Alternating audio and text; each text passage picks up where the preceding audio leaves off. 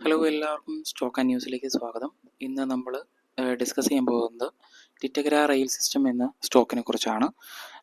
എന്തുകൊണ്ട് ഈ സ്റ്റോക്കിൽ നമ്മൾ ഓരോരുത്തരും ഇൻവെസ്റ്റ് ചെയ്യണമെന്നും എന്താണ് അതിൻ്റെ പ്രത്യേകത എന്നും ആ സ്റ്റോക്കിൽ എന്ത് മാറ്റങ്ങളാണ് നടന്നുകൊണ്ടിരിക്കുന്നത് അതിനെല്ലാം കുറിച്ചുള്ളൊരു ചർച്ചയും ആ സ്റ്റോക്കിനെ കുറിച്ച് റീസെൻ്റ്ലി വന്നിട്ടുള്ള ന്യൂസുകൾ, അതുപോലെ ആ സ്റ്റോക്കിൻ്റെ ഇൻവെസ്റ്റർ പ്രസൻറ്റേഷന്, പിന്നെ അവരുടെ കോൺ കോളിൽ പറഞ്ഞിരിക്കുന്ന കുറച്ച് ഇമ്പോർട്ടൻറ്റ് കാര്യങ്ങളുമാണ് നമ്മൾ ഡിസ്കസ് ചെയ്യാൻ പോകുന്നത്. അതുകൊണ്ട് ചാനൽ തുടരുക. നിങ്ങൾക്ക് ഇഷ്ടപ്പെട്ടാൽ ചാനൽ സബ്സ്ക്രൈബ് ചെയ്യുക, ലൈക്ക് ചെയ്യുക. ഇതുപോലത്തെ വീഡിയോകളായിരിക്കും ഇതിൽ കൂടുതലായിട്ട് വരുന്നത്. അപ്പോൾ നമുക്ക് ഡയറക്റ്റായിട്ട് പ്രസൻറ്റേഷനിലേക്ക് പോകാം.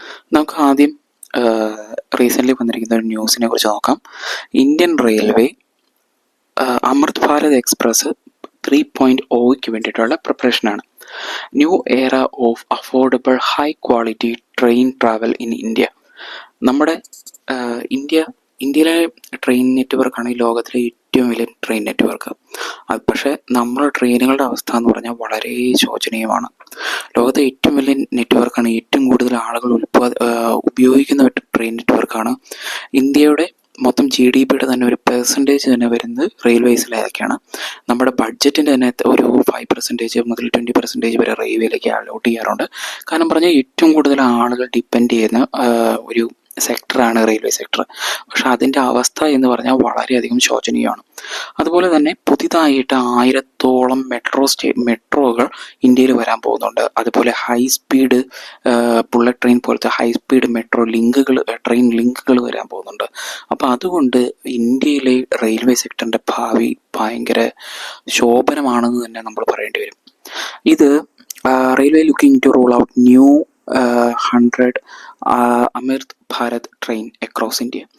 അപ്പോൾ റീസെൻ്റ്ലി വന്ന ഒരു 100ഓളം അമൃത് ഭാരത് ട്രെയിനുകൾ ഓൾ ഇന്ത്യയിൽ സ്റ്റേറ്റ് ചെയ്യാനായിട്ടാണ് ഗവൺമെൻറ് പ്ലാൻ ചെയ്യുന്നത്. ഇത് വന്ദേ ഭാരതിനെ കുറിച്ചുള്ള ന്യൂസാണ്. ടിറ്റഗ്ര റെയിൽ സിസ്റ്റംസ് അതിൻ്റെ prototype of train September 2026 release ചെയ്യാനായിട്ട് പ്ലാനുണ്ട്. ഇപ്പം സെപ്റ്റംബർ 2026 അല്ലേ എന്ന് നിങ്ങൾ ചോദിക്കുന്നതിൽ അർത്ഥമില്ല. കാരണം പറഞ്ഞാൽ ഇപ്പോഴേ നമ്മൾ ആ സ്റ്റോക്ക് പയ്യെ അക്യുമുലേറ്റ് ചെയ്യാൻ നോക്കിയാൽ മാത്രമാണ് നമുക്ക് അപ്പോഴേക്ക് അതിൻ്റെ ഒരു വാല്യൂയിലേക്ക് എത്താനായിട്ട് പറ്റുള്ളൂ. സ്റ്റോക്ക് അത്രയും നാൾ ഒരു ഫസ്റ്റ് പ്രോട്ടോടൈപ്പ് പ്രൊഡ്യൂസ് ചെയ്യുന്നവരെയൊന്നും വെയിറ്റ് ചെയ്യില്ല. അതിന് മുമ്പേ സ്റ്റോക്ക് റൺ ചെയ്തിരിക്കും. അതുകൊണ്ട് ആസ് എ റീറ്റെയിൽ ഇൻവെസ്റ്റേഴ്സ് നമ്മൾ നേരത്തെ തന്നെ ഈ സ്റ്റോക്കിൽ എൻട്രി എടുക്കുന്നതാണ് എപ്പോഴും നല്ലത്. പിന്നെ നമ്മളൊരു ചെറിയ വിലയുടെ ഒരു 10,000 രൂപയ്ക്ക് ഒരു സ്റ്റോക്ക് മേടിച്ച് അത് ഡബിൾ ആയാൽ ഒരു 100% റിട്ടേൺ തന്നാൽ തന്നെ ആ 10,000 ഒരു 20,000 ആകത്തേ ഉള്ളൂ. പക്ഷെ അതുകൊണ്ടൊരു വാല്യൂ നമുക്കൊരു അസറ്റ് ക്രിയേറ്റ് ചെയ്യാൻ ഒരിക്കലും പറ്റില്ല.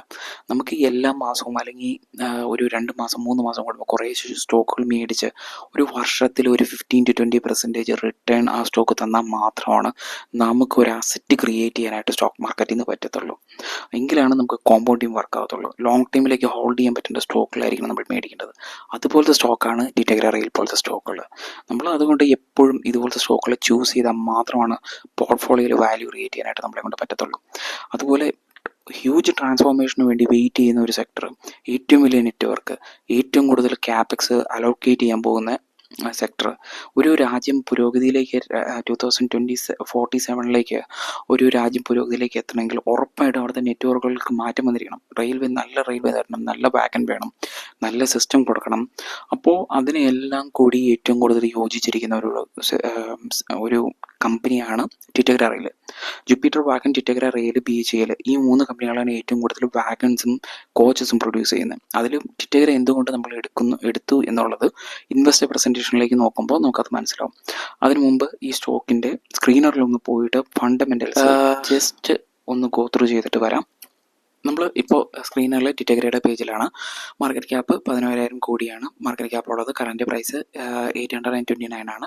PE 46 ആണ്. അഫോർഡബിൾ PE ആണ്. ഓക്കെ ആണ്. ROE ROC നല്ല ROE ഉണ്ട്. 10 മുകളിൽ ഉണ്ട്.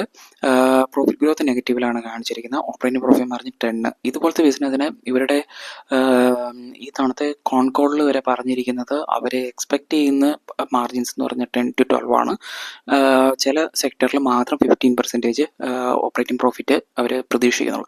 കാരണം പറഞ്ഞാൽ ഇതുപോലത്തെ ബിസിനസ്സുകൾ എപ്പോഴും ക്യാപിറ്റൽ ഇൻറ്റൻസീവ് ആണ്, ലേബർ ഇൻറ്റൻസീവ് ആണ്. അപ്പോൾ ഇതിൽ കൂടുതൽ ഓപ്പറേറ്റിംഗ് മാർജിൻ നമ്മൾ ഇതിൽ പ്രതീക്ഷിച്ചിട്ട് കാര്യമില്ല.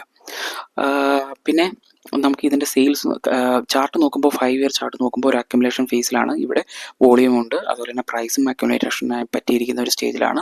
അവിടെ നിന്ന് നമുക്ക് ഒരു 1800 വരെ സ്റ്റോക്ക് ഇനിയും തിരിച്ചു ചെല്ലുമെന്ന് തന്നെയാണ് ഞാനും പ്രതീക്ഷിക്കുന്നത്. ജുപ്പിറ്റർ വാഗണും ടിറ്റഗ്രയാണ് ഈ ഒരു സെക്ടറിൽ മെയിനായിട്ട് പറയുന്നത്. ഓൾമോസ്റ്റ് ഫണ്ടമെന്റൽസ് എല്ലാവരുടെയും രണ്ട് കമ്പനികളുടെയും സെയിം ആണ്. സെയിൽസ് കൃത്യമായിട്ട് സെയിൽസ് നോക്കുമ്പോൾ ഇയർലി സെയിൽസ് ഗ്രോത്ത് നോക്കി കഴിയുമ്പോൾ മാർച്ച് 2014 മുതൽ മാർച്ച് 2025 നോക്കുമ്പോൾ 600 കോടിയിൽ നിന്ന് 3000 കോടിയിലേക്ക് സെയിൽസ് ഉയർത്താനായിട്ട് കമ്പനിക്ക് സാധിച്ചിട്ടുണ്ട്. പ്രോഫിറ്റ് മാർജിൻ 1% നിന്ന് 11% ഉയർത്താൻ സാധിച്ചിട്ടുണ്ട്. നെറ്റ് പ്രോഫിറ്റ് കൂടുന്നുണ്ട്. എന്തുകൊണ്ട് ഈ പ്രോഫിറ്റ് മാർജിൻ ഇവിടെ നിന്ന് ഇങ്ങോട്ട് വരുമ്പോൾ കൂടി എന്ന് ചോദിച്ചു കഴിഞ്ഞാൽ, ഇനീഷ്യലി ഇവർ വാഗൺസ് മാത്രമാണ് പ്രൊഡ്യൂസ് ചെയ്തുകൊണ്ടിരുന്നത്. വാഗൺസ് എന്ന് പറഞ്ഞു കഴിഞ്ഞാൽ ചരക്ക് നീക്കത്തിന് വേണ്ടിയിട്ട് ട്രെയിനിൽ ഉപയോഗിക്കുന്ന ഓപ്പൺ ബോഗീസിനാണ് വാഗൺസ് എന്ന് പറയുന്നത്. ഈ വാഗൺസ് എന്ന് കാര്യമായിട്ട് മാർജിൻസ് ഒരിക്കലും കിട്ടത്തില്ല. വാഗൺസ് നല്ല മാർജിൻസ് കിട്ടണമെങ്കിൽ പാസഞ്ചർ വെഹിക്കിൾസ്, കൂപ്പകൾ, കാറുകൾ പ്രൊഡ്യൂസ് ചെയ്താൽ മാത്രമാണ് മാർജിൻ കിട്ടത്തുള്ളൂ. കമ്പനിയുടെ കോൺകോളിൽ അവർ വ്യക്തമായിട്ട് ആ കാര്യം പറയുന്നുണ്ട്.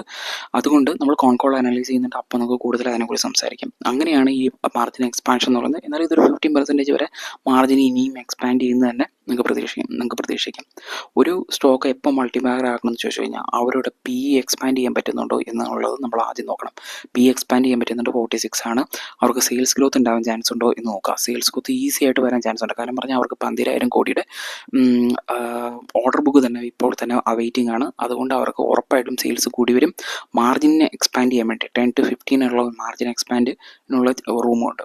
അപ്പോൾ പിന്നെ അവരുടെ സെക്ടർ അവർക്ക് കൂടുതൽ ഗ്രോത്ത് ചെയ്യാൻ പറ്റുന്ന സെക്ടറാണോ എന്നുള്ള ക്വസ്റ്റ്യൻ. മെയിനായിട്ട് ആകെ 3 പ്ലെയേഴ്സ് മാത്രമുള്ള ഒരു സെക്ടറാണ്. ഈസി ആയിട്ട് അവർക്ക് സ്കെയിൽ ചെയ്യാനായിട്ട് പറ്റും. കൂടുതൽ ക്യാപെക്സ് കൊടുക്കാൻ പറ്റും. കൂടുതൽ കമ്പനികൾ, പ്രൊഡക്ഷൻ എല്ലാവർക്കും ചെയ്യാനായിട്ട് പറ്റും. നമ്മൾ കോൺകോളിൻ്റെ സ്റ്റഡിയിലേക്ക് എത്തിക്കഴിയുമ്പോൾ അവരുടെ എങ്ങനെയാണ് അവരുടെ പ്രൊഡക്ഷൻ എക്സ്പാൻഡ് ചെയ്യാൻ വേണ്ടി നോക്കുന്നത് എന്നുള്ളത് വ്യക്തമായിട്ട് നോക്കുന്നുണ്ട്. ആ സമയത്ത് നമുക്ക് അതിനെക്കുറിച്ച് ഡീറ്റെയിൽ ആയിട്ട് സംസാരിക്കാം. പിന്നെ വളരെ പെട്ടെന്ന് പോയി കഴിയുമ്പോൾ FIAസും DIAസും വാങ്ങിക്കൂട്ടുന്ന ഒരു സ്റ്റോക്കാണിത്. ഇപ്പോഴത്തെ പ്രൈസ് താഴേക്ക് വന്നത് FIAസിൻ്റെ സെല്ലിംഗ് ആണ്. FIAസ് 19% ഹോൾഡ് ചെയ്തിരുന്നത് സെല്ല് ചെയ്ത് 9%ലേക്ക് വന്നിട്ടുണ്ട്. FIAസ് ഈ സ്റ്റോക്കിൽ മാത്രമല്ല എല്ലാ സ്റ്റോക്കിലും സെല്ലിംഗ് ആണ്. അതുകൊണ്ട് അതൊരു കൺസേൺ ആയിട്ട് എടുക്കേണ്ട. ഈ പോയിരിക്കുന്ന FIAസ് എല്ലാം ഇന്ത്യയിലേക്ക് തന്നെ തിരിച്ചു വരും. അങ്ങനെ തിരിച്ചു വരേണ്ടി വരും. കാരണം പറഞ്ഞാൽ ഇന്ത്യയാണ് ഇനി ഈ ലോകത്തിനെ നിയന്ത്രിക്കാൻ പോകുന്നതും ലോകത്തിലെ ഏറ്റവും വലിയ ഡെവലപ്മെൻറ്റ് നടക്കാൻ പോകുന്നതും ഇവിടെ ഇന്ത്യയിലാണ്. അതുകൊണ്ട് ഈ FIAസും പോയ FIAസ് എല്ലാം തിരിച്ചു വന്നേ പറ്റത്തുള്ളൂ. നമ്മൾ കൂടുതൽ ഡീറ്റെയിലേക്ക് പോവുകയാണ്. അതിനുവേണ്ടി ഇൻവെസ്റ്റർ പ്രസൻറ്റേഷനിലേക്ക് പോകുമ്പോൾ ടിറ്റഗ്രയുടെ വളരെ പെട്ടെന്ന് നമുക്ക് ഓടിച്ചു നോക്കാം. ഇത്തരത്തിലുള്ള ട്രെയിനുകളാണ് അവർ കൂടുതലായിട്ട് ഇനി പ്രൊഡ്യൂസ് ചെയ്യാൻ പറ്റുന്നത്. 1997 എസ്റ്റാബ്ലിഷ് ചെയ്ത ഒരു കമ്പനിയാണ്. കൊൽക്കട്ടയിലായിരുന്നു കമ്പനിയുടെ ജനനം. 4 മാനുഫാക്ചറിങ് ഫെസിലിറ്റീസ് ഉണ്ട്. 15,000 വാഗൺസ് പ്രൊഡ്യൂസ് ചെയ്യുന്നുണ്ട് പെർ ഇയറിൽ. 300 കോച്ചസിൻ്റെ മാനുഫാക്ചറിങ് കപ്പാസിറ്റി നിലവിലുണ്ട്. ഓർഡർ ബുക്ക് നോക്കൂ, 12,000 കോടി രൂപയുടെ ഓർഡർ ബുക്ക് ഉണ്ട്. കുറേ JV ഉണ്ട് ഇവർക്ക്. ആ JV എല്ലാം കൂടി 13,000 കോടിയുടെ വേറെയും അവർക്ക് ഓർഡർ ബുക്ക് ഉണ്ട്. പിന്നെ സ്റ്റോക്കിൻ്റെ അടുത്ത ലെവലിലേക്ക് പോകുമ്പോൾ ഇത് നോക്കൂ, കൊൽക്കട്ടയിൽ അവരുടെ പുതിയ സെൻറ്ററുണ്ട്. അതിന് വേണ്ടിയിട്ട് അവർ ലാൻഡ് ഗവൺമെൻറ്റിൽ നിന്ന് ലീസിന് എടുത്തിട്ടുണ്ട് 130 കോടിയുടെ. അതൊരു സ്ട്രാറ്റജിക് മൂവ് ആയിരുന്നു. അത് ഒരു എക്സ്പാൻഷന് വേണ്ടിയിട്ടാണ് അവർ പാസഞ്ചർ കോച്ചസിൻ്റെ എക്സ്പാൻഷന് വേണ്ടിയിട്ടാണ് അവരത് പ്ലാൻ ചെയ്യുന്നത്. അതിനെക്കുറിച്ച് നമുക്ക് കൂടുതലായിട്ട് വരാം. പിന്നെ അടുത്ത് ഇതവരുടെ മാനുഫാക്ചറിങ് ഫെസിലിറ്റീസ് ആണ്.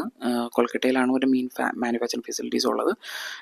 പിന്നെ ഇവർക്ക് വാഗൺസിൻ്റെ പ്രൊഡക്ഷൻ കുറഞ്ഞു വരുന്നുണ്ട്. പക്ഷേ മെട്രോ കോച്ചിൻ്റെയും ട്രാക്ഷൻ മോട്ടേഴ്സിൻ്റെയും പ്രൊഡക്ഷൻ കൂടി വരുന്നുണ്ട്. അപ്പോൾ ഇവർക്ക് കൂടുതൽ മാർജിൻ കിട്ടുന്നത് ഈ മെട്രോ കോച്ചിൽ നിന്നും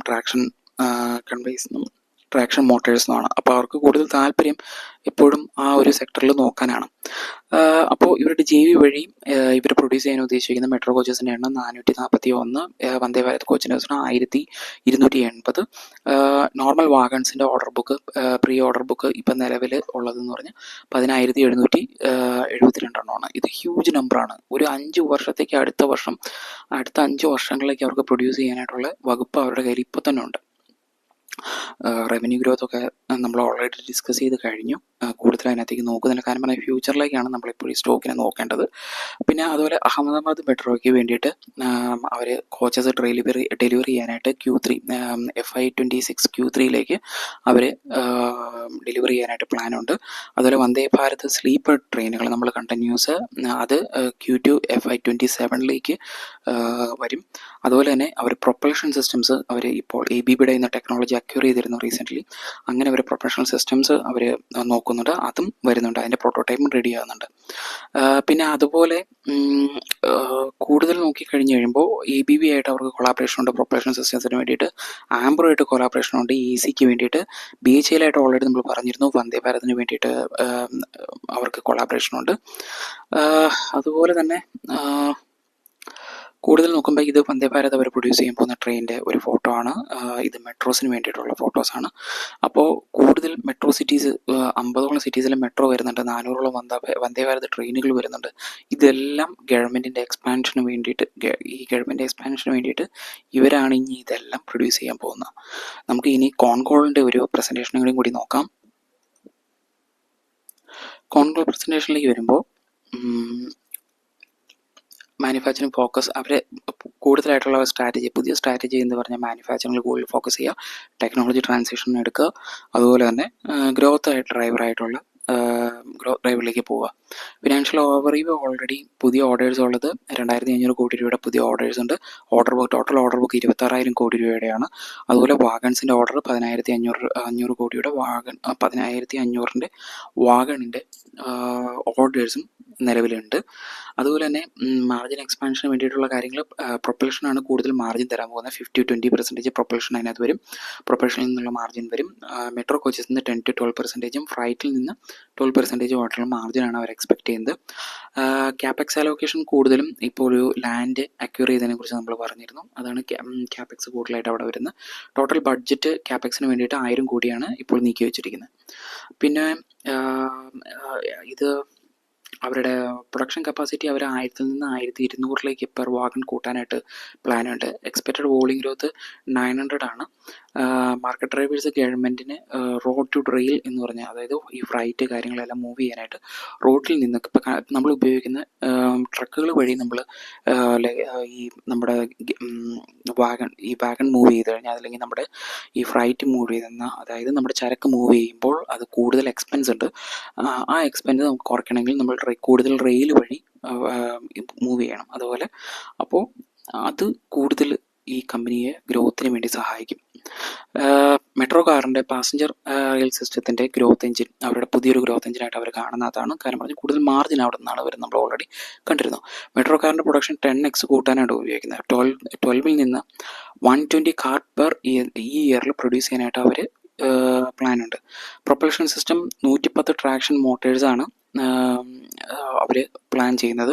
വന്ദേ ഭാരത് ട്രെയിനിൻ്റെ പ്രൊഡക്ഷൻ Q2 FY27ലേക്ക് പ്ലാനുണ്ട്. നമ്മൾ ഓൾറെഡി അത് ഡിസ്കസ് ചെയ്ത് കഴിഞ്ഞു. ലാൻഡ് അക്വിസിഷൻ്റെ കാര്യം നമ്മൾ ഓൾറെഡി പറഞ്ഞു കഴിഞ്ഞു. പിന്നെ അതുപോലെ അലുമിനിയം കോച്ച് മാനുഫാക്ചർ, ഇന്ത്യയിൽ ആദ്യത്തെ അലുമിനിയം കോച്ച് മാനുഫാക്ചർ. കാരണം പറഞ്ഞാൽ ഹൈ സ്പീഡ് ട്രെയിനിലേക്ക് വരുമ്പോൾ ഒരു സ്റ്റീലിൻ്റെയും അലുമിനിയത്തിൻ്റെ ഒരു മിക്സ് ആയിരിക്കണം കോച്ചുകൾ, എങ്കിൽ മാത്രമേ ഹൈ സ്പീഡ് ട്രെയിൻ പറ്റത്തുള്ളൂ. അപ്പോൾ അത് ഇന്ത്യയിലെ ഫസ്റ്റത്തെ ഫെസിലിറ്റി അവർ ഇടാൻ ഉദ്ദേശിക്കുന്നു. അതുപോലെ വീൽ മാനുഫാക്ചറിങ് പ്ലാന്റ്, RK ഫോർജിനുമായിട്ട് ചേർന്ന് വീൽ മാനുഫാക്ചറിങ് പ്ലാന്റിന് വേണ്ടിയിട്ട് ഒരു JV ഉണ്ട്. സിഗ്നലിംഗ് ആൻഡ് സേഫ്റ്റി സിസ്റ്റത്തിന് വേണ്ടിയിട്ടും ഒരു JV അവർ നോക്കുന്നുണ്ട്.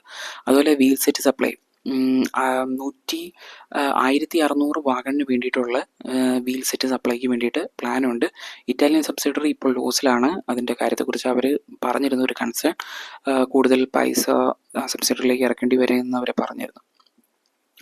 പിന്നെ ഫ്യൂച്ചർ ഔട്ട്ലുക്ക് സ്ട്രാറ്റജിക് ഷിഫ്റ്റാണ്, transformation to manufacturing technology driven company. അതായത് കൂടുതൽ ഓട്ടോമേഷന് വേണ്ടിയിട്ട് അവർ നോക്കുന്നുണ്ട്, കപ്പാസിറ്റി എക്സ്പാൻഷനും ഡൈവേഴ്സിഫിക്കേഷനും വേണ്ടിയിട്ട് അവർ നോക്കുന്നുണ്ട്.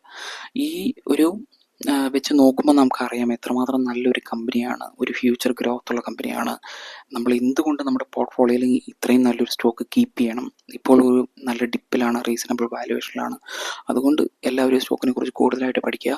ഇതുപോലത്തെ സ്റ്റോക്കുകളാണ് നമ്മൾ കൂടുതൽ പഠിക്കേണ്ടതും കയ്യിൽ കരുതേണ്ടതും പയ്യെ മേടിക്കേണ്ടതും ലോങ് ടൈമിലേക്ക് ഹോൾഡ് ചെയ്യേണ്ടതും.